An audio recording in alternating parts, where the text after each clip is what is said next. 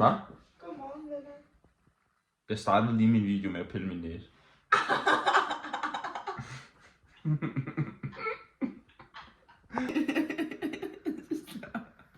Morgentrolden er klar og parat. Vi skal til Sorgenfri dag, fordi vi skal ud og kigge på noget classic car. De har sådan noget restsalg, som kunne være ret fedt at have oppe i værkstedet. Det kan være sådan skilte og så videre. Så det er det, vi skal i dag. Følg med. Så sjov den heller ikke jo. Hvornår er du færdig? 20 minutter. Oh my god. At vi kører forbi en bager, du kan få en bolle med ost. Ja. Det er jo første dag i Ramadan, så no food for this guy. Indtil klokken 7.45. 17.45. 17.45. Nå, men imens Frederikke gør sig klar, så bedrotter vi lige en lille smule. Men jeg forstår det ikke. Hvad mener de med, at Duolingo er død? Du er lige nødt til at forklare mig det, Fred.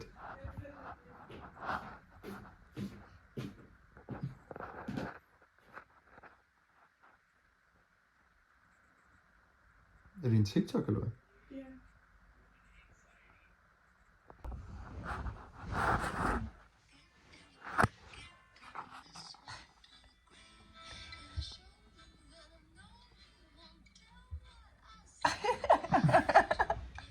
Det forstår jeg ikke. Hvor er det fra? Hvad er det, der sker lige? Jeg ved det ikke. Du ved det ikke engang selv. Jamen, jeg forstår ikke helt. Jeg har bare set alle de her TikTok, så jeg synes, det var sjovt.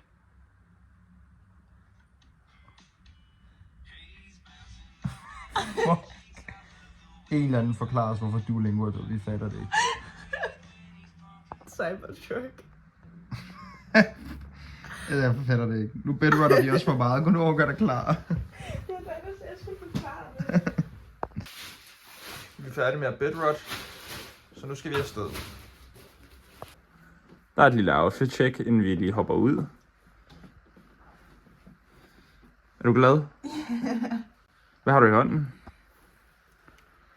Okay, muscle mommy. Okay, det cutter jeg ud fra.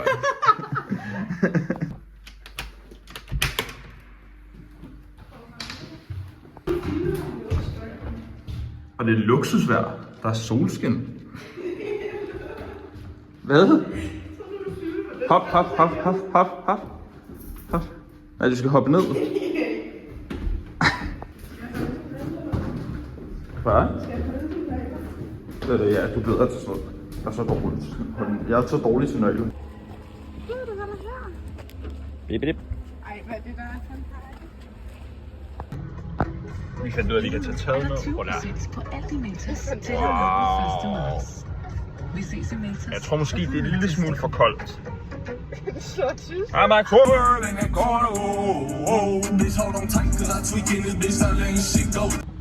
Frederik skulle lige over have en morgenbolle, så vi venter lige på hjemme. Så er vi ankommet. Vi er på vej ind til parkeringspladsen, men det ser ud til, at der er vildt mange mennesker. Så det er egentlig meget hyggeligt. Vi tror, at Frilandsmuseet deler parkering med Classic Car House, men nu må vi lige spørge den mand i den gule vest. Jeg vil gerne lige pæne over til ham. Begge steder er parkeret. Og nu, jeg tror det er herinde, jeg er ikke sikker. Det bliver sgu virkelig hyggeligt. Wow.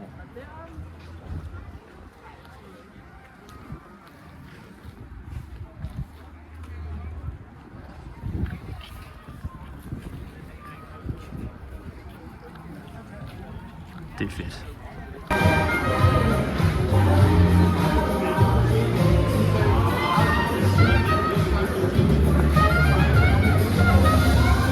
Det er crazy, det her. Det er en Alpine. Det er ret sejt. Jeg har aldrig set en gammel Alpine.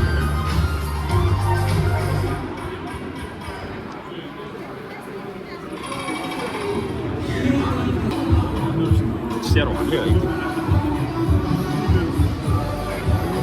Og så ligger intercooleren ved spoileren. Det er fandme. Det er jo øvelsen. smart, fordi da luften kommer op, så kører den jo igennem spoileren. Det er sygt nok. Det er crazy, det der. Det er crazy cupcake. Det er crazy. Det er crazy cupcake. Det er crazy. Crazy cupcake.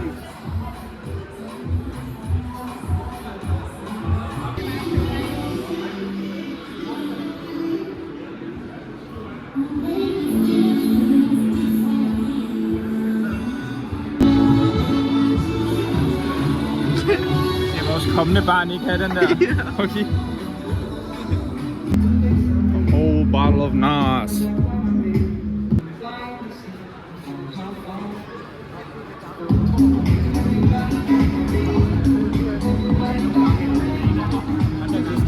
Fedt, eller hvad var jeg talte engang? Jeg tog mig til det, jeg var fascineret.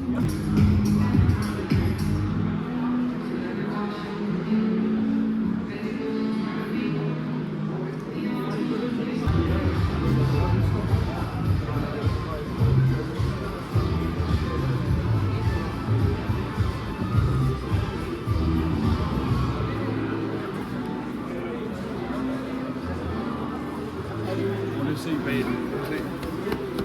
Motoren, hvis du lige kan. Jeg har ikke så lange arme. Så må du ikke tage på telefonen nu. Gamle mærker. Jeg ved ikke, hvor mange kilometer i timen. Du kan knap nok se stregerne på vejen. Altså selvfølgelig ikke ude på Frederiksberg eller sådan noget. Jeg mener ude på en racerbane. Men stadig. Det er ret sygt. Den her. Det er crazy. Den er meget lille. Ja, du vil ikke kunne sidde i den. Nej, men når man står... Jamen, jeg tror faktisk... Der er sådan noget med, at når du åbner dørene, ikke? Prøv at kigge. Prøv at finde derovre. Du kan godt se toppen. Ja. Toppen åbner med. Altså så... Hele døren er sådan... Toppen også. Så dem, hvis du er rigtig høj, så får du næsten kappet hovedet af, hvis du lukker. Så jeg kan ikke være i den der. Vildt. Ja, det er derfor, jeg ikke valgte at købe. Så købte jeg en BMW i stedet for. Jeg havde pengene til den. Gjorde det ikke. Hvad er det? Jeg synes faktisk, det der er den fedeste Ferrari. Jeg ved ikke hvorfor. Der er fede Ferrari. Federe måske. Ja, som Eller Ferrari. den derovre. Derovre. Ja.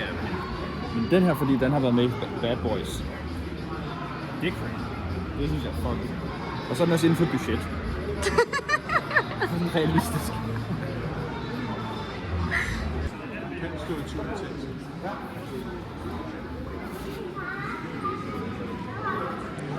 Hvad siger du? I'm gonna cry. Men jeg tror ikke, altså jeg ved ikke.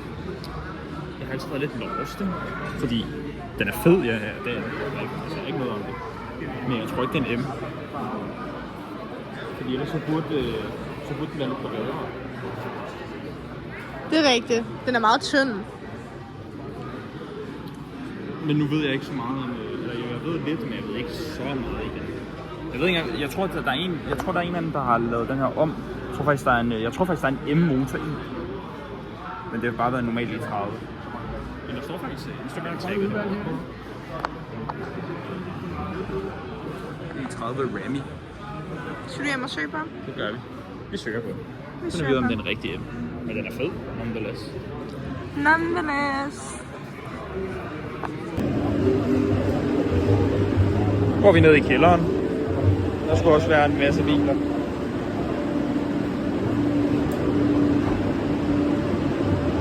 Wow. Hvad? Hvad er det her?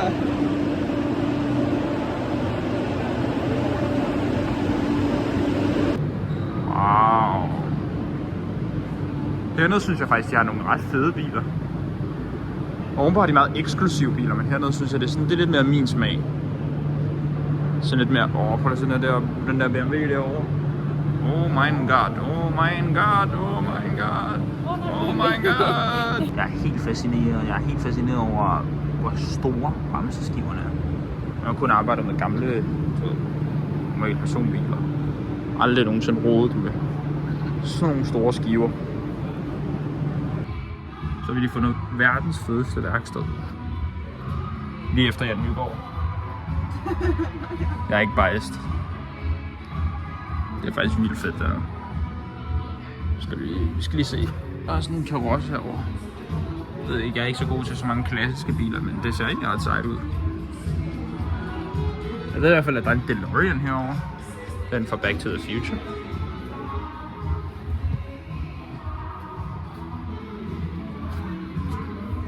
Det er ret sejt. Jeg tror faktisk, der er sådan en Back to the Future kasket indeni. Det er vildt sejt at se en sådan skrællet. Og de er i gang med at bygge den. Det er faktisk et vildt fedt værksted.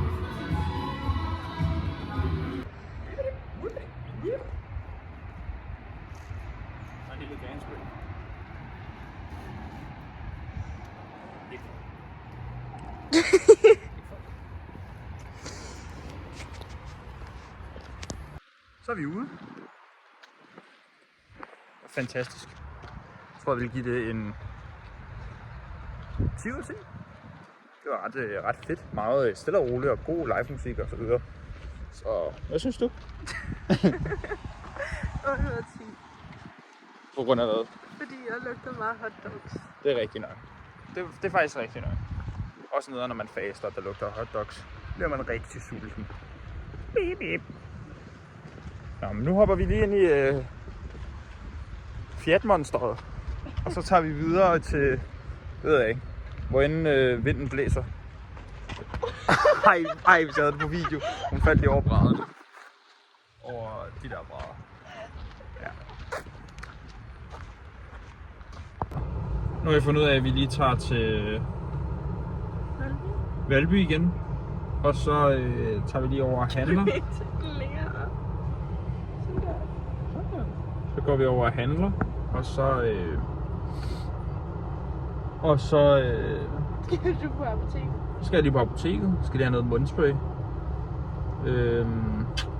Og det er så egentlig bare det. Så laver vi lidt mad, og så gør vi klar til det start. Hygge. Frederik endte med at tage en lur på turen. Nu er lige stået op. Og nu har vi lige parkeret bilen, så nu skal vi over og handle.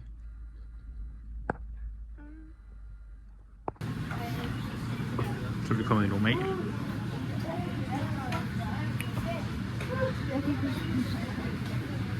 Der skal købes en helvedes masse, så nu går Frederik bare på jagt.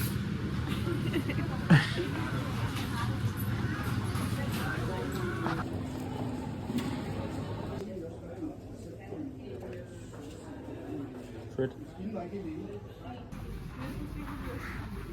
Så kommer hun lige rundt om hjørnet. Nu er vi i Coop, eller Kvickly hedder det så. Og så skal vi have fundet noget aftensmad. Det ligger altså ikke her. Men vi tænker noget steak, noget feta og vandmelon, og så noget mac and cheese måske. Det lyder ret lækkert. Og der er også proteins i, så det er planen. Så er vi kommet ud. Der er sgu købt for rigtig meget mad. Og så fandt Frederikke hurtigt ud af, at der er tilbud på pizzaer. Lad os lige se alle de pizzaer, du har købt, Frederikke. 1, 2, oh my god, money spread. Crazy. Der er 4. Der er 5. 5 pizzaer lige til Frederikke. Så er vi lige i gang med at få pakket det hele ind. Det er lidt svært at få plads til 5 frysepizzaer. Men det kan godt lade sig gøre. Se. Nu har vi brugt næsten hele eftermiddagen på bare bedrot og hvad hedder det der, og sove på tage en lur. Nu er klokken hvorfor kan man ikke se det? Nå, men den er i hvert fald 17:36, så der er 10 minutter til start. Så det betyder, at vi begynder at lave mad nu. Det bliver rigtig hyggeligt, så nu er vi ude i køkkenet.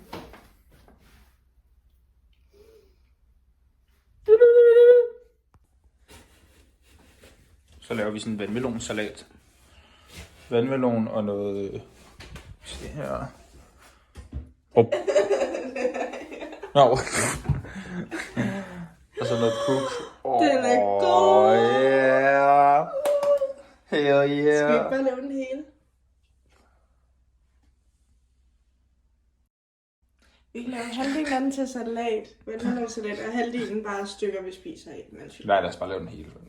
Det smagte vildt godt sidst. Ja, det gør den. Så laver vi vandmelon, så det er lidt puk og noget vandmelon. Og så har vi noget ribeye steak. Og så har vi noget mac and cheese. Shut the fuck up. Og så har vi noget mac and cheese, der egentlig bare rører op i the microwave. Som vi lavede forleden. Ja, som vi lavede forleden. Så det burde være easy meal, good proteins. Let's go. Ja. Bliver du flækket af ansigtet? Og vi begyndte at se Brooklyn. Okay langt. Så nu skal vi til at spise. Anyways, sorry the Ginorama has been a little bit basic so far, but all of that is about to change. Just